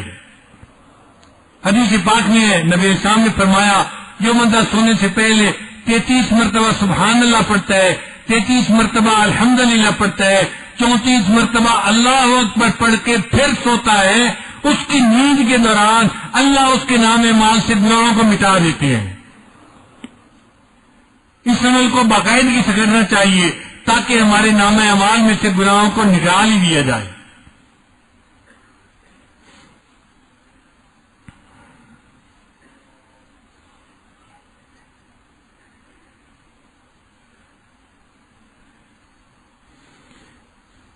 پھر حدیث پاک میں ہے کہ ایک شادی شدہ آدمی اگر 2 رکعت پڑھتا ہے تو اس کو 2 رکعت کے اوپر 82 رکعتوں کا ثواب نصیب ہوتا ہے۔ اگر کنوارا نماز پڑھتا ہے تو اس کو 1 نماز کا ثواب، شادی شدہ پڑھتے ہیں 82 نمازوں کا ثواب۔ یا اللہ یہ کیا معاملہ؟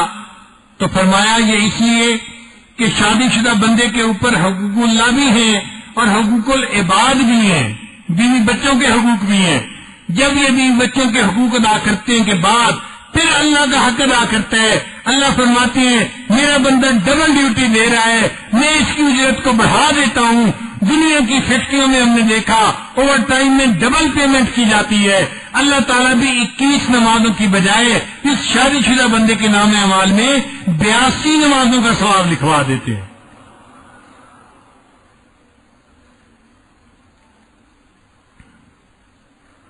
پھر بندے کو دنیا میں جو بھی تکلیف پہنچتی ہے، کانٹا چبھے، بیماری ہو، کوئی کسی وجہ سے ناگواری ہو، ٹھوکر لگے، اس کے بدلے اللہ اس کے گناہوں کو معاف کر دیتے ہیں۔ یہاں تک فرمایا کہ ایک مومن کے کرتے میں 2 جیبیں تھیں اور اس نے اپنی کار کی چابی ایک جیب میں ڈالی تھی، جب نکالنے کا وقت آیا تو اس نے دوسری جیب میں ہاتھ ڈال دیا، اب جب دیکھا تو جیب میں چابی نہیں، تو اس کو ایک شوق ہوا، مینٹل شوق جس کو کہتے ہیں، ایک شوق ذہن میں لگا، وہ میری چابی کہاں گئی؟ پھر اس نے دوسرے میں ہاتھ ڈالی تو چابی مل گئی۔ فرمایا یہ جو ایک لمحے کے لیے اس کو ٹینشن ملی، اللہ اس کے بدلے 20 کے گناہوں کو معاف فرما دیتے ہیں۔ اللہ تیری رحمت پہ قربان جائیں کہ تو نے اپنے بندوں کے لیے کتنی مہربانی کا معاملہ فرما دیا۔ پھر ایک دوست کی دعا پر اللہ تعالیٰ دوسرے دوست کی دعا کو معاف قبول فرما لیتے ہیں۔ دوست کے پیٹ پیچھے جو دعا کرتا ہے اللہ اس کو قبول فرما لیتے ہیں۔ کیوں کہ پیٹ پیچھے جو دعا کی جاتی ہے وہ اخلاص کی وجہ سے کی جاتی ہے، یہ اخلاص کی وجہ سے دعا کر رہا ہے، اللہ اس کی دعا اس کے دوست کے حق میں قبول فرما رہے ہیں۔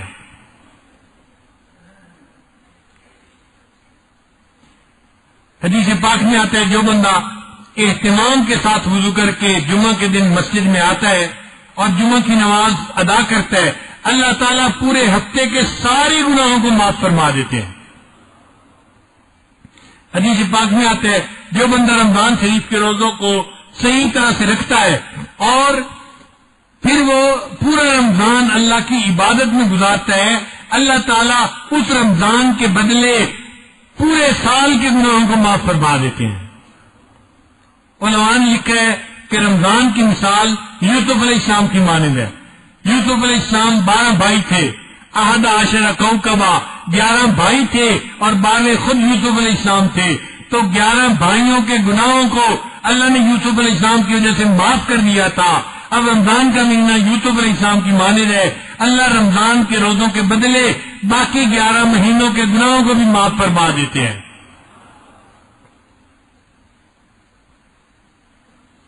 پھر بندہ حج کرتا ہے، اللہ حج کی وجہ سے پچھلی زندگی کے سب گناہوں کو معاف فرماتا ہے.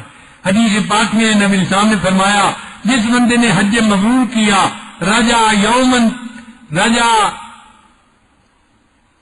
یومن ولدت امہ، وہ اس طرح سے گناہوں سے پاک ہو کے لوٹتا ہے جیسے اس کی ماں نے اس کو آج جنم دیا ہو، آج پیدا ہوا ہو. جس دن پیدا ہوا تھا جیسے اس دن گناہوں سے پاک تھا، حج کرنے کے بعد یہ گناہوں سے اس طرح پاک ہو جاتا ہے.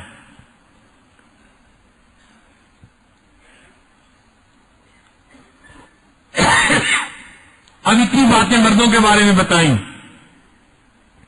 عورتیں یہ بات سن رہی ہوں گی تو وہ بھی سوچ رہی ہوں گی کہ کوئی ہماری بات بھی بتا دیتے کہ ہمارے گناہ بھی کیسے معاف ہوتے ہیں. حدیث مبارکہ سنیے، نبی اسلام نے ارشاد فرمایا جو عورت اپنے خامد کی وجہ سے حاملہ ہوتی ہے، جس لمحے حمل قرار پکڑتا ہے، اللہ تعالیٰ اس کی پچھلی زندگی کے سب گناہوں کو معاف فرما دیتے ہیں. اور پھر ارشاد فرمایا کہ وہ عورت جب بچے کو جنتی ہے تو جس لمحے بچے کی پیدائش ہوتی ہے، اللہ تعالیٰ اس کے زندگی کے پچھلے سب گناہوں کو پھر معاف فرما دیتے ہیں. اور پھر وہ عورت اپنے بچے کی تربیت کرتی ہے، پرورش کرتی ہے، اور وہ بچہ بولنا شروع کرے تو بولنے کے وقت سب سے پہلے اللہ کا نام لے.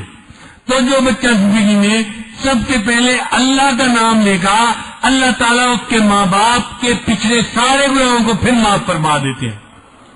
تو ایک بچے کی پیدائش پر عورت کے 3 مرتبہ زندگی کے گناہوں کو معاف کر دیا گیا.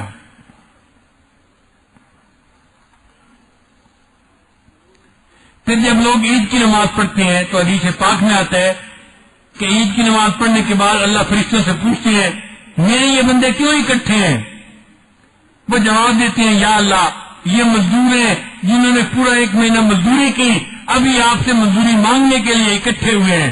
اللہ فرماتے ہیں ان کو بتا دو رمضان کے روزے اور تراویحوں کے بدلے میں نے ان کے زندگی کے پیچھے سب گناہوں کو معاف فرما دیا.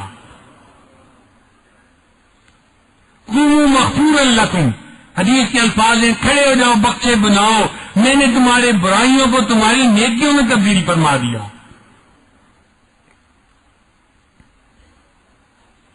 پھر مومن کو جو سکرات موت ہوتی ہے اس پر بھی اس کے گناہ معاف کر دیے جاتے ہیں. پھر مومن جب قبر میں جائے گا تو جو ضغط قبر اس کو پیش آئے گا یہ اس پر بھی اس کے گناہوں کو معاف کر دیا جاتا ہے. ضغط قبر کس کو کہتے ہیں کہ جب قبر میں میت کو لٹایا جاتا ہے تو قبر اس کو دباتی ہے. حدیث مبارکہ میں ہے کہ یہ بہت تکلیف دہ کام ہوتا ہے، بندے کو تکلیف پہنچتی ہے، مگر یہ ضغط قبر ہر کسی کو پیش آئے گا. مومن کو بھی پیش آئے گا، کافر کو بھی پیش آئے گا، نیک کو بھی پیش آئے گا، بد کو بھی پیش آئے گا. نیکوں سے یہ مراد کہ ایک صحابی تھے جن کی وفات ہوئی اور نبی علیہ السلام نے فرمایا ان کی وفات پر اللہ کا عرش بھی 3 دن تک روتا رہا. اس صحابی سعد جانوں کی وفات پر اللہ کا عرش بھی 3 دن تک روتا رہا. ایسے صحابی تھے شان والے. اور نبی علیہ السلام نے فرمایا اتنے فرشتے جنازے کی نماز پڑھنے کے لیے اتر آئے تھے کہ مجھے زمین کے اوپر چلنے کے لیے جگہ نہیں مل رہی تھی، تو نبی علیہ السلام پنجوں کے بل چل رہے تھے. تو جن کی جنازہ کی نماز پڑھنے کے لیے آسمان سے فرشتے اترے اور جن کی وفات کے صدمے میں اللہ کا عرش بھی روتا رہا، نبی اسلام نے فرمایا سعد کو بھی ضغط قبر پیش آیا۔ تو یہ ضغط قبر ہر کسی کو پیش آئے گا۔ سوال پیدا ہوتا ہے کیوں پیش آئے گا؟ بھائی ہم کسی ریسٹورینٹ میں جاتے ہیں، چائے پیتے ہیں تو بل پے کرنا پڑتا ہے۔ اگر چائے کی بجائے دودھ سوڈا پیئیں گے تو اس کا زیادہ بڑا بل پیش کرنا پڑے گا، اور اگر کھانا کھائیں گے تو اور بڑا بل پیش کرنا پڑے گا۔ جتنا لذتیں لیں گے اتنا بڑا بل ہمیں ملے گا اور پے کرنا پڑے گا۔ اس دنیا میں جو انسان جتنی بھی لذتیں لیتا ہے، جائز ہوں یا ناجائز ہوں، ان سب کی پیمنٹ قبر میں اس کو کرنی پڑتی ہے۔ لہذا قبر میں ضغط قبر سب کو پیش آئے گا۔ نیک ہے، اس نے شادی شدہ زندگی گزاری، اس نے اللہ کی دی ہوئی نعمتیں کھائیں تو لذتیں تو اس نے بھی لی، نرم بستر پہ سوتا تھا، ایئر کنڈیشن کمرے میں ہوتا تھا، یہ دنیا کے اندر اولاد کی جو ہے خوشی حاصل کر گیا، دنیا میں یہ نعمت ملی یہ نعمت ملی، اب اس کی پیمنٹ تو کرتے جاؤ تو پیمنٹ قبر میں کرنی پڑے گی۔ اب ذہن میں سوال پیدا ہوتا ہے کہ یہ تو بڑی بات ہے کہ ہر مومن کو ضغط قبر پیش آئے گا۔ علماء نے لکھا پیش تو ہر ایک کو آئے گا، مگر کیفیت میں فرق ہوگا۔ کیفیت میں کیسے فرق ہوگا؟ آپ کو اگر سر درد ہو رہی ہو تو آپ خود بندے کو بلاتے ہیں یا ذرا میرا سر دبا دو۔ اب سر دبایا جاتا ہے نا، لیکن سر دبانے سے آپ کو تنگی ہو رہی ہوتی ہے یا خوشی ہو رہی ہوتی ہے؟ راحت مل رہی ہوتی ہے۔ آپ کہتے ہیں یار تھوڑی دیر اور دبا دو۔ تو مومن کو جو ضغط قبر پیش آئے گا وہ نبی علیہ الصلوۃ والسلام کے امتی ہونے کی برکت سے سر کے دمانے کی طرح ہوگا۔ مومن کو اس سے راحت ملے گی، عذاب نہیں ہوگا۔ لیکن کافر کو جو ضغط قبر پیش آئے گا وہ اس کی ہڈیوں کو توڑ کے رکھ دے گا۔ نبی علیہ السلام نے فرمایا کافر کی ایک طرف کی پسلیاں دوسری طرف کو چلی جائیں گی اور اس کو انتہائی تکلیف ہوگی۔ تو کافر کو ضغط قبر عذاب کے طور پہ ہوگا، مومن کے لیے ضغط قبر راحت کے طور پہ ہوگا۔ پھر قیامت کے دن مومن کو اٹھایا جائے گا تو قیامت کے دن اللہ تعالیٰ جو قیامت کی وحشت ہوگی، ہیبت ہوگی، خوف ہوگا، اس کی وجہ سے بھی مومنوں کے گناہوں کو معاف فرما دیں گے۔ تو قیامت کے دن تک مومن کے گناہ معاف ہوتے رہیں گے، اتنا اللہ گناہ معاف کریں گے کہ جب حساب کتاب کا وقت ہوگا اور امت کا حساب اللہ لیں گے تو نبی علیہ الصلوۃ والسلام کو امت کے نام اعمال میں بڑے گناہ نظر ہی نہیں آئیں گے، اور اگر کوئی بڑے گناہ والا بھی ہوگا تو اللہ تعالیٰ اس کے لیے عجیب ہلا فرمائیں گے۔ حدیث پاک میں ہے اللہ تعالیٰ ایک بندے کو بلائیں گے اور اس کے گرد چاروں طرف اپنے نور کی چادر تان لیں گے، کوئی اس کو نہیں دیکھ سکے گا۔ پھر اللہ تعالیٰ اس کے نام اعمال کو کھولیں گے، اے بندے تیرا یہ گناہ بھی ہے، تیرا یہ گناہ بھی ہے، تیرا یہ گناہ بھی ہے۔ وہ سب گناہوں کی تصدیق کرتا رہے گا حتیٰ کہ اس کو یقین ہو جائے گا آج مجھے جہنم سے کوئی چیز نہیں بچا سکتی۔ پھر اللہ فرمائیں گے اچھا ہم نے دنیا میں تیرے ان گناہوں کی پردہ پوشی کی، ہم آج بھی پردہ پوشی کرتے ہیں اور ان گناہوں کو نیکیوں میں تبدیل کر دیتے ہیں۔ اللہ اس کے سارے گناہوں کو نیکیوں میں تبدیل کر دیں گے۔ پھر جب پردہ ہٹے گا ساری مخلوق دیکھے گی، لوگ سمجھیں گے شاید یہ انبیاء میں سے کوئی نبی ہے جس کے نام اعمال میں کوئی گناہ ہی درج نہیں، حالانکہ وہ خطا کار بندہ ہوگا۔ اللہ اپنی رحمت سے اس کے گناہوں کو معاف فرما چکے ہوں گے۔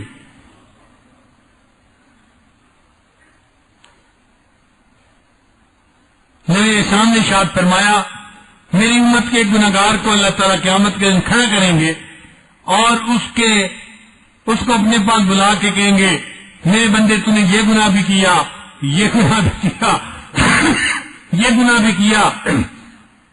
اس کے سارے چھوٹے چھوٹے گناہ اس کو گنوائیں گے۔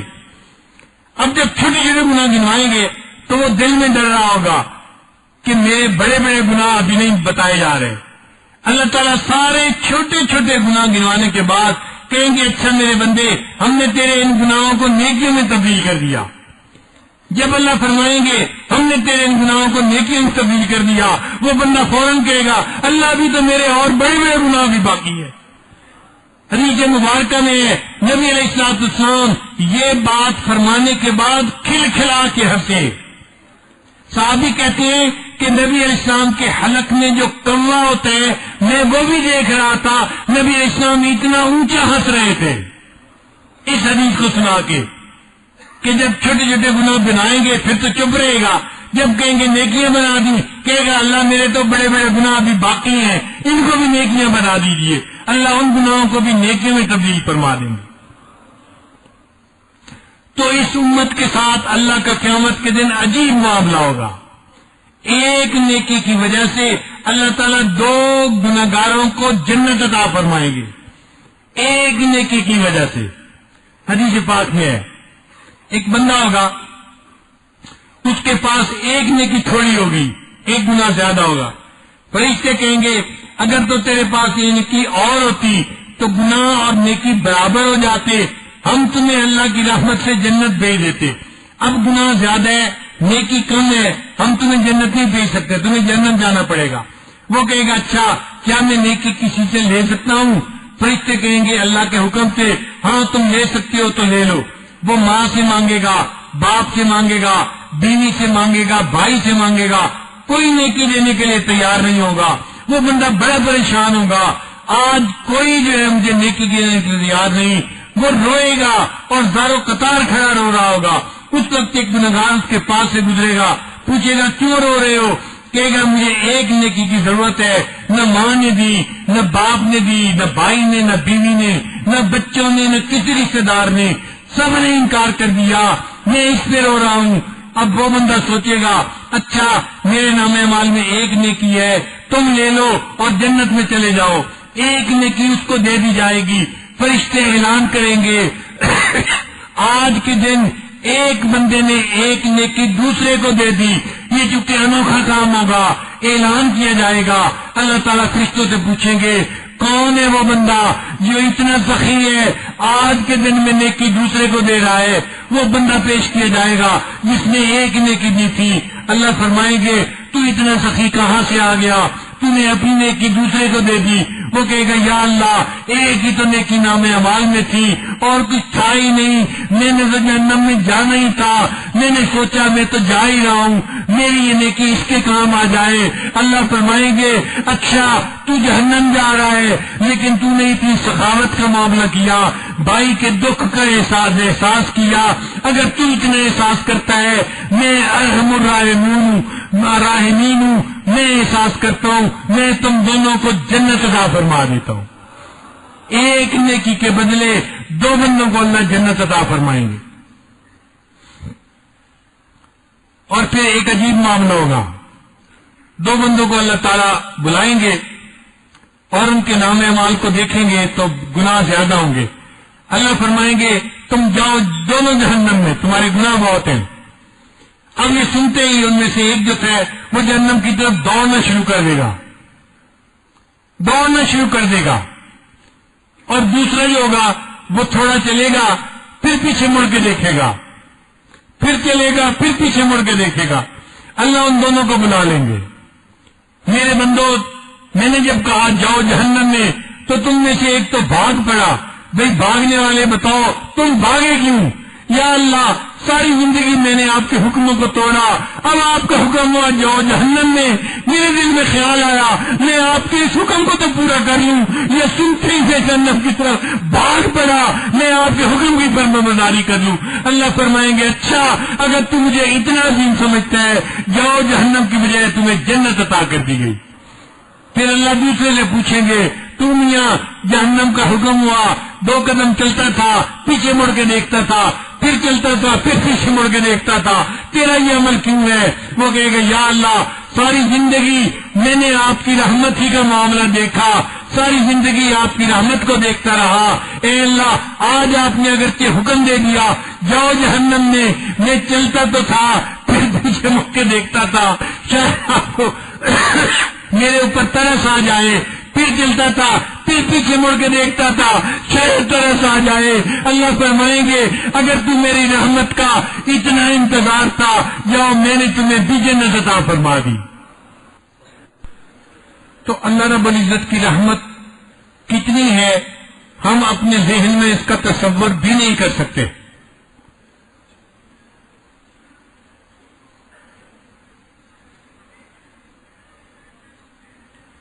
حدیث مبارکہ میں ایک بندے کا قیامت کے دن حساب ہوگا تو اس کے نام اعمال میں گناہ زیادہ ہوں گے اور فرشتے اس کو کہیں گے کہ چلو جہنم میں. اب وہ جہنم میں جب جا رہا ہوگا تو وہ رو رہا ہوگا اور روتے روتے کہہ رہا ہوگا اللہ میرا کوئی نہیں تیرے سوا. اے اللہ سارے میرے دوست میرے دشمن بن گئے, حتیٰ کہ میرے اعضاء بھی میرے دشمن بن گئے اور انہوں نے میرے گناہوں پہ میرے خلاف گواہی دے دی. اے اللہ میرا کوئی تیرے سوا نہیں. جب وہ یہ کہے گا اللہ اس بندے کو بلائیں گے اور فرمائیں گے کہ اچھا جس کا میرے سوا کوئی نہیں ہوتا اس کا میں ہوتا ہوں, چلو میں نے تیرے سب گناہوں کو معاف کر دیا اور تمہاری جنت کا فیصلہ فرما دیا.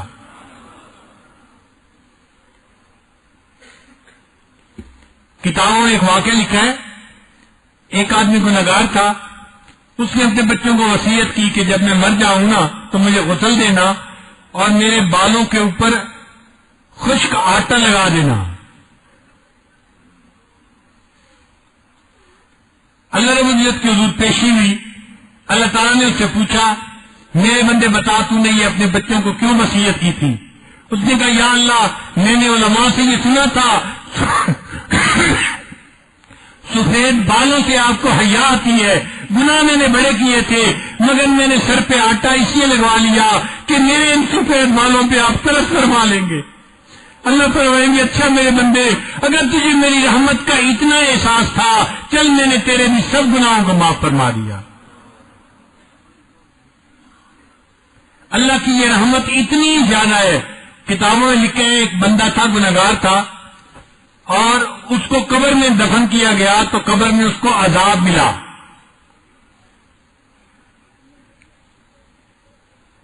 اب قبر میں جب عذاب ہو رہا تھا تو اس کے پیچھے اس کا چھوٹا معصوم بچہ تھا.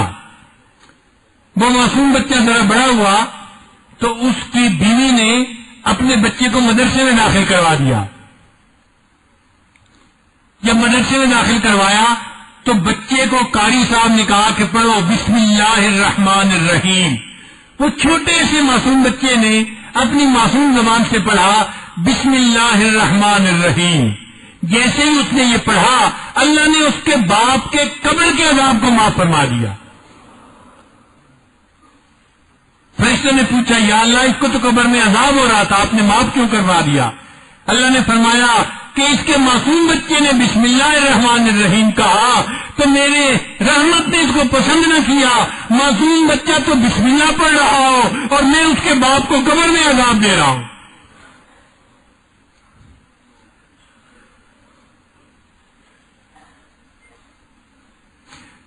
ہمارے علاقے میں ایک بزرگ گزرے ہیں,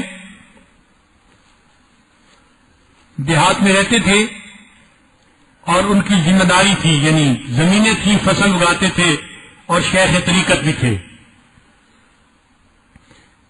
اب دیہاتوں میں ایک ایسا وقت آتا ہے جب چارہ جانوروں کا کم ہو جاتا ہے اور جب چارہ کم ہو جاتا ہے تو جو غریب لوگ ہوتے ہیں نا وہ تو یا زمینداروں سے چارہ مانگتے ہیں یا پھر چوری کر لیتے ہیں ان کا چارہ, رات کو ان کا چارہ کاٹ لیتے ہیں. تو چارے کا چوری ہو جانا یہ ایک معمول کی بات ہے دیہاتوں میں. وہ بزرگ فوت ہو گئے, کسی کو خواب میں نظر آئے. اس نے کہا کہ حضرت آگے کیا معاملہ بنا؟ کہنے لگے کہ اللہ کے حضور پیشی ہوئی اور اللہ رب العزت نے میری مغفرت فرما دی. حضرت مغفرت کس بات پر ہوئی؟ فرمانے لگے کہ ایک مرتبہ چارہ کم ہوتا جا رہا تھا اور مجھے سمجھ نہیں لگتی تھی کہ میرا چارہ کون کاٹ رہا ہے. ایک رات میں نے ارادہ کیا کہ آج میں پہرا دوں گا, دیکھوں تو صحیح میرا چارہ کون کاٹ کے جاتا ہے. کہتے ہیں جب آدھی رات ہو گئی تو میں نے دیکھا کہ 2-4 بکریاں تھیں وہ میرے کھیت میں آ گئی اور چرنے لگ گئی. ان کے پیچھے ایک آدمی آ رہا تھا, اندھیرا تھا. جب قریب آیا تو میں نے اسے پوچھا کون ہے؟ اس نے کہا احمد ہوں, اپنا نام بتایا. فرماتے ہیں جب اس نے کہا احمد ہوں تو میں نے کہا احمد ہے تو پیا چرا، اگر تیرا نام احمد ہے تم چراتے رہو، میری طرف سے اجازت ہے۔ اللہ کو میری یہ بات پسند آ گئی، تو نے میرے محبوب کے نام کی عزت افزائی کی، میں نے اس پر تیری زندگی کے سارے گناہوں کو معاف کر دی۔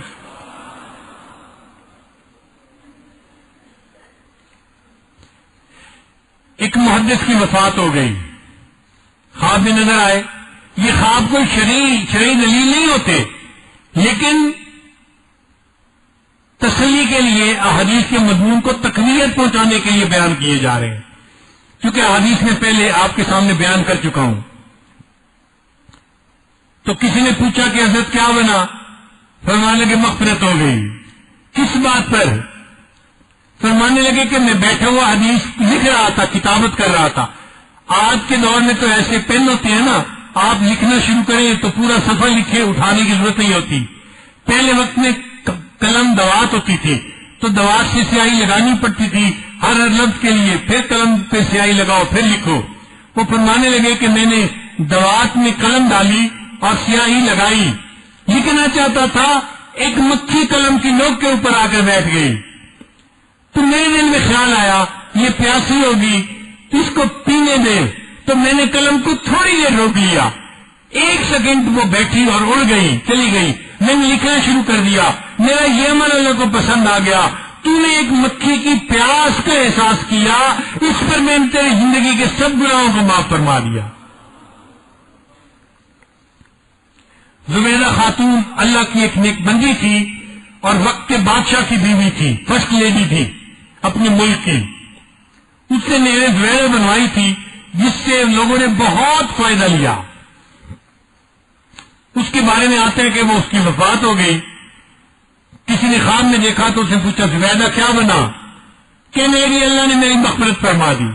اس نے کہا زبیدہ تیری مغفرت تو ہونی تھی، تو نے تو ایک بڑا لینڈ مارک کام کیا تھا، نہر زبیدہ بنوائی تھی جس کا فائدہ عوام الناس کو اتنا زیادہ ہوا، وہ حج عمرہ کرتے تھے، اس سے پانی پیتے تھے، جانور پانی پیتے تھے، اس کام پر تیری مغفرت تو ہونی تھی۔ زبیدہ نے جواب دیا نہیں، وہ نہر زبیدہ کا تو مسئلہ ابھی آیا ہی نہیں تھا، اس سے پہلے اللہ نے بخشش کر دی۔ اس نے کہا کس عمل پر بخشش کی؟ کہنے لگی ایک دفعہ بھوک لگی ہوئی تھی اور میں گھر میں دوسری عورتوں کے ساتھ بیٹھی کھانا کھا رہی تھی، کھانے کے دوران اچانک مسجد سے اللہ اکبر کی آواز آئی، اذان کی آواز آئی، اور جیسے میں نے اللہ اکبر سنا تو میں نے محسوس کیا کہ میرے سر پر دوپٹہ پورا نہیں آدھا ہے، پورا سر کور نہیں تھا، آدھا سر کور تھا۔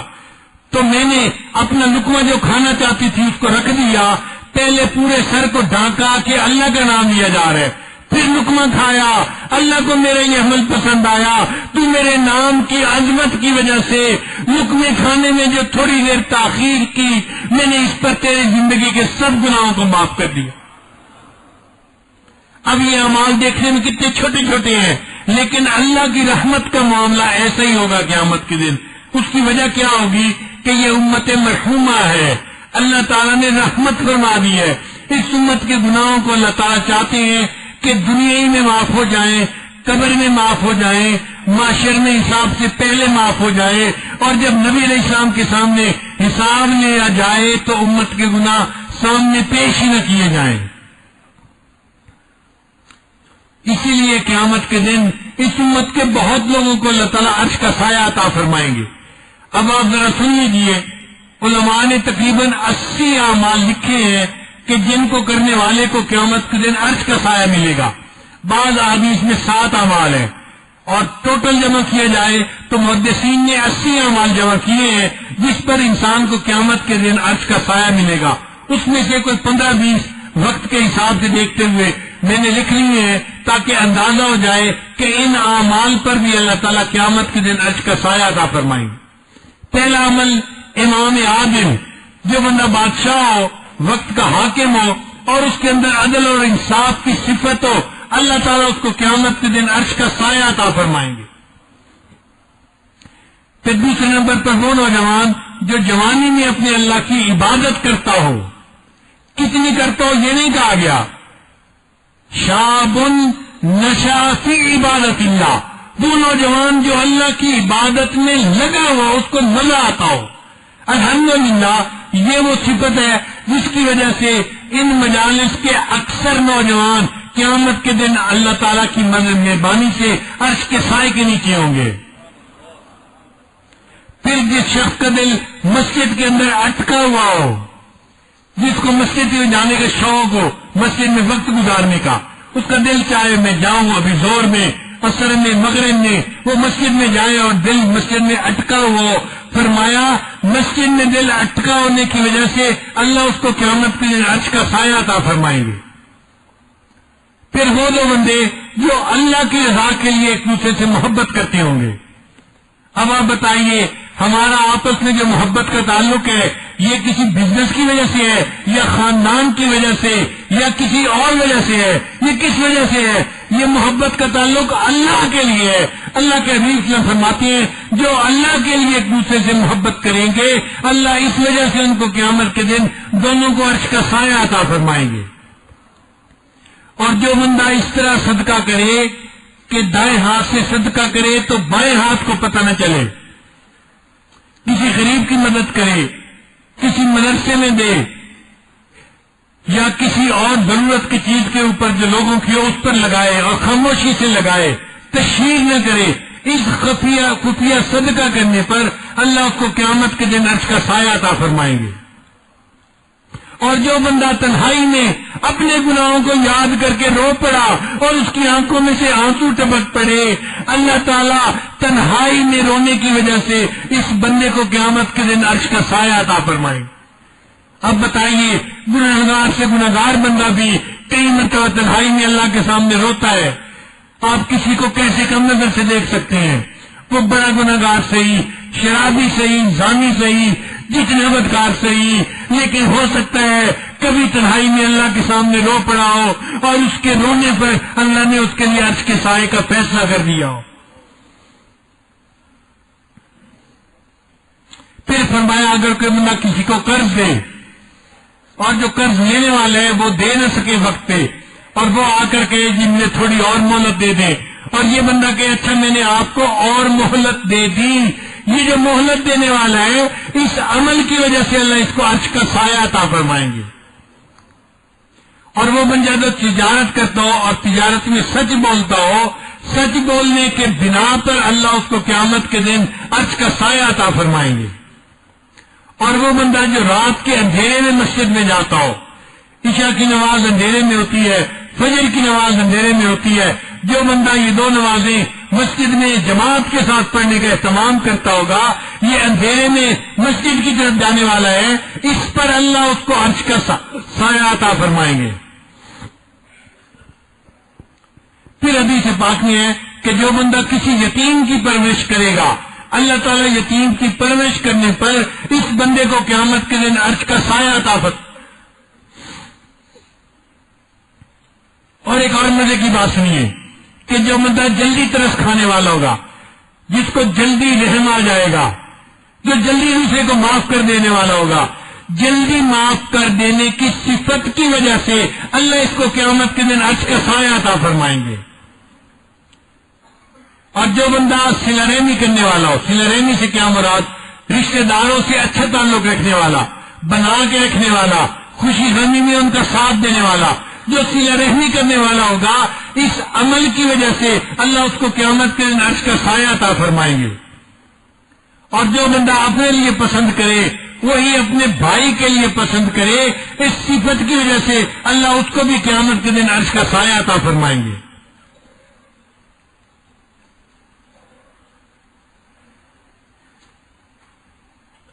اور جو بندہ اللہ کے راستے میں جاگنے والا ہو، چاہے دعوت و تبلیغ کے راستے میں نکلا ہو یا چاہے ایسے دینی اجتماعات میں آیا ہو، یہ اللہ کے راستے ہیں. یا طالب علم جب مدرسے میں آتا ہے، من خرج فی طالب العلم فہو فی سبیل اللہ حتی یرجع، حدیث پاک ہے نبی صاحب نے فرمایا جو طالب علم گھر سے علم حاصل کرنے کے لیے نکلتا ہے وہ اللہ کے راستے میں ہوتا ہے جب تک لوٹ کے واپس نہیں آ جاتا. یہ طالب علم مدرسے میں اگر جاگے گا اللہ کی عبادت کے لیے اللہ اس عمل پر اس کو قیامت کے لیے عرش کا سایہ عطا فرمائیں گے. پھر وہ بندہ جو رشوت نہ لیتا ہوگا اس عمل کی وجہ سے اللہ عرش کا سایہ عطا فرمائیں گے. وہ بندہ جو سود نہ لیتا ہوگا اس عمل کی وجہ سے اللہ اس کو عرش کا سایہ عطا فرمائیں گے. اور وہ بندہ جو دوسرے کے غم کو دور کرنے والا ہوگا، پریشان بندے کی پریشانی کو دور کرنا، پریشان کی پریشانی کو دور کرنے کے لیے صرف پیسہ ہی نہیں لگانے کی ضرورت ہوتی. کئی دفعہ دو میٹھے بول بولنے سے دوسرے کا غم دور ہو جاتا ہے، اس کو مارل سپورٹ مل جاتی ہے. جو میٹھا بول دے گا اور دوسرے کا غم دور ہو گیا، اللہ اس پر اس کو قیامت کے دن عرش کا سایہ عطا فرمائیں گے. پھر نبی علیہ السلام نے فرمایا جو بندہ مجھ پر کثرت سے درود شریف پڑھے گا اس عمل کی وجہ سے اللہ اسے عرش کا سایہ عطا فرمائیں گے. ہم اپنے گھروں میں اپنے گھر کی بڑی عورتوں کو دیکھتے تھے، نانی دادی جو بڑی بوڑھی تھی مصلے پہ بیٹھی رہتی تھی اور درود شریف پڑھتی رہتی تھی. میں نے اپنے والد گرامی کو پوری زندگی دیکھا، روزانہ 10,000 مرتبہ درود شریف پڑھنے کا ان کا معمول تھا. اور مجھے پتہ اس طرح چلا کہ وہ اپنی گٹھلیاں کئی دفعہ مجھ سے گنواتے تھے. مجھے کہتے تھے بیٹا گن کے دو، تعداد پوری ہے، کم ہو گئی ہو تو مکمل کر لیں. تو میں 10,000 کی تعداد گنتا تھا، کچھ کم ہوتی تھی تو اور ملا دیا کرتا تھا. وہ روزانہ 10,000 مرتبہ درود شریف پڑھتے تھے. پھر نبی علیہ الصلوۃ والسلام کی وہ سنت جس کو لوگ چھوڑ چکے ہوں اس کو جو زندہ کرنے والا ہوگا، جیسے نبی علیہ الصلوۃ والسلام کے چہرے پہ یہ داڑھی کی سنت سجی ہوئی تھی، اب آج اس سنت کو چھوڑ دیا گیا. بہت سارے لوگوں کو دیکھیں گے جو اس سے محروم ہے.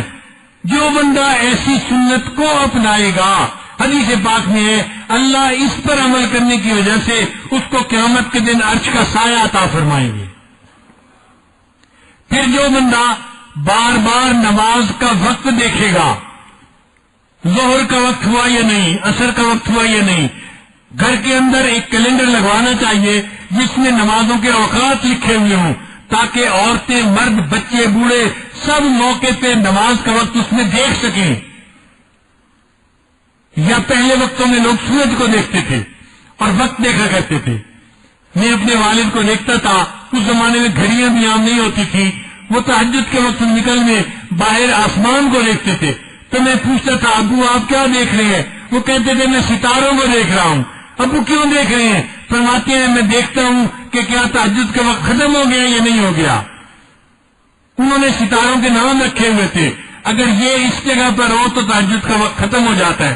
تو حدیث پاک میں جو بندہ نماز کے وقت کا خیال رکھتا ہوگا اس صفت کی وجہ سے اللہ اس کو قیامت دن عرش کا سایہ عطا فرمائیں گے. اب یہ چند باتیں تھیں جو بتائیں، 80 باتیں تو بہت زیادہ ہیں. اب آپ خود سوچئے، ان باتوں کو سن کے تو یوں پتہ چلتا ہے کہ اللہ تعالیٰ نبی علیہ الصلوۃ والسلام کی امت کو بخشنے پہ تلے ہوئے ہیں. کوئی بہانہ ملے اور میں اپنے محبوب کی امت کے گناہوں کو معاف کر دوں. تو اللہ تعالیٰ ارحم الراحمین ہے اور نبی علیہ الصلوۃ والسلام رحمت للعالمین ہے. اللہ تعالیٰ کیا ہے؟ ارحم الراحمین ہے، سب رحمت کرنے والوں سے زیادہ رحمت کرنے والے. اور نبی علیہ السلام کون ہے؟ رحمت للعالمین ہے.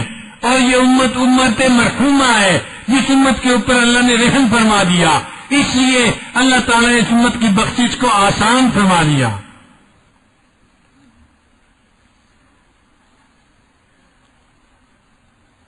آہ جاتی ہے اثر کو کھینچ لانے کے لیے، بادلوں ہٹ جاؤ دے دو راہ جانے کے لیے.